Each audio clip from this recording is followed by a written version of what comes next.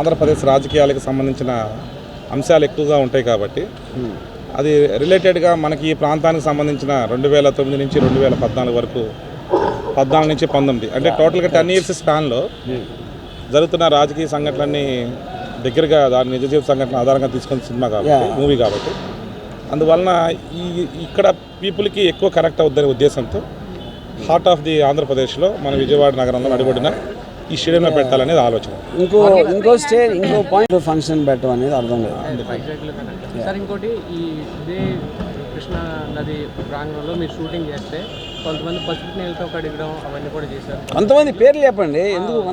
ఉమా కానీ రేపు ఈవెంట్లో వాళ్ళకి కౌంటర్ ఇవ్వడం కానీ దానికి సంబంధించిన మీరు మాట్లాడబోతున్నారు అంటే సిచ్యువేషన్ కాబట్టి సినిమా కంప్లీట్ అయ్యి సెన్సార్ తీసుకొచ్చింది కాబట్టి అంటే దేవుని నమ్మాలంటే చిన్న చిన్న వాళ్ళ గురించి మాట్లాడింది అసలు కదా, ఆయన ఎవడో కూడా తెలియదు అసలు. సో ఐ థింక్ నేను మాట్లాడితే చంద్రబాబు నాయుడు గారు, పవన్ కళ్యాణ్ ఆ రేంజ్లో మాట్లాడతాను కానీ ఉమా గిమా అందరూ యా